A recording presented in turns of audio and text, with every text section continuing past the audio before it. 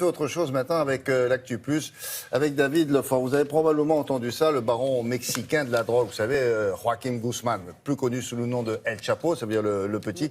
Est-ce qu'il va être extradé vers les États-Unis? Les États-Unis le demandent. Mais alors c'est un peu long, mais le mot extradé, ça vous dit peut-être quelque chose. On se dit, mais l'extradition, ça consiste en quoi très exactement selon les pays?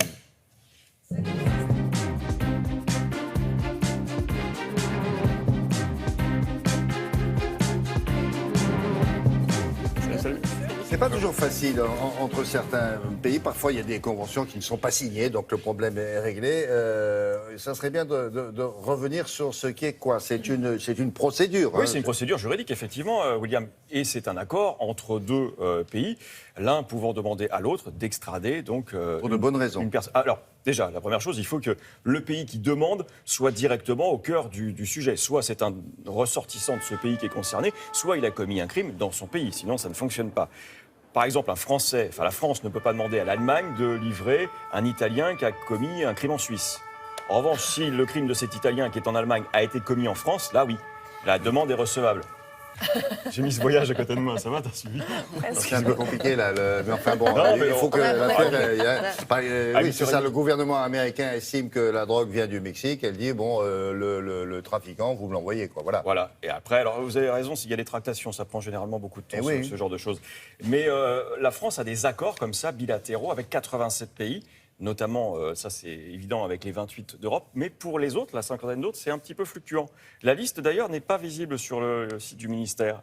Voilà, donc on a 87 partenaires au total pour les extraditions, des accords avec ces pays, mais on ne sait pas exactement qui ils sont, donc ça doit être fluctuant. Alors je le disais, la France peut extrader des Allemands, des Italiens, mais pas ses ressortissants. C'est une règle d'ailleurs, la plupart des pays n'extradent pas ses propres ressortissants. S'il y a un Français qui commet un crime particulièrement violent dans tel pays... Et qu'il est en France... Il est en France, il est réfugié en France. On s'arrange, je vous donne un exemple tout à l'heure, mais généralement on le juge en France. Alors, on le juge ici? On le juge en France, oui quand même. Ouais. Ça a quand même évolué en 2002, parce que maintenant il y a des accords européens pour ce genre de choses. Souvenez-vous, Médine Mouche, on voit ici quelques images, qui est accusé d'avoir commis un crime et d'avoir perpétré donc un attentat au musée juif de Bruxelles. Il s'était réfugié en France et lui, il a été extradé en Belgique. On a des accords avec parce qu'on a des accords, puis c'est aussi sur fond de crimes et de terrorisme. Idem pour, vous la reconnaissez peut-être ici, Aurore Martin, qui elle était demandée par l'Espagne parce qu'elle est impliquée auprès, en tout cas, des militants de l'ETA. Donc l'Espagne souhaitait l'entendre dans un certain nombre d'affaires et la France a cédé, a dit OK, on vous remet, on extrade Aurore Martin. À l'inverse, ce que je vous disais tout à l'heure, on n'extrade pas nos propres ressortissants. Cette affaire sordide à Tel Aviv en 2011, Lise Touni, qui a été renversée par deux ressortissants français, un peu éméchés, qui au petit matin l'avaient renversée. Oui. Alors eux, courageusement, en plus, s'étaient réfugiés directement à l'aéroport, puis en France. La France a refusé d'extrader ces deux personnes. Alors d'une part, parce qu'Israël n'est pas parmi les pays européens, mais aussi parce que, alors ça c'est la parade, on juge les deux Français, jugement définitif, c'est-à-dire qu'ils ne font pas appel, ils acceptent leur peine, et donc là, ils restent en France, et le pays qui réclamait... Ils ont été jugés, d'ailleurs? Ils sont jugés en France, 15 mois pour l'un, 5 ans pour l'autre.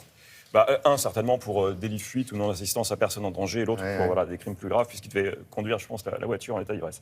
Bref, ils sont détenus en France, ils sont condamnés, et donc Israël ne peut plus légitimement demander... La peine aurait été plus importante s'il avait été condamné en Israël, probablement. Très probablement, c'est bien pour ça qu'ils ont pris la fuite. Alors, la France n'extrade pas non plus les opposants politiques. Ça, c'est une règle. Pour un motif politique, on n'extrade personne. On n'extrade pas non plus quelqu'un qui, dans son pays, est menacé par la peine de mort ou pourrait risquer d'être condamné à mort. C'est deux oppositions. Et où aussi, on ne peut pas bénéficier d'un procès équitable. D'accord. Voilà, c'est un peu les règles qui nous font ne pas expulser ou extrader. Merci pour ce petit rappel, jeune homme. Je vous en prie, Télématin, c'est ouvert.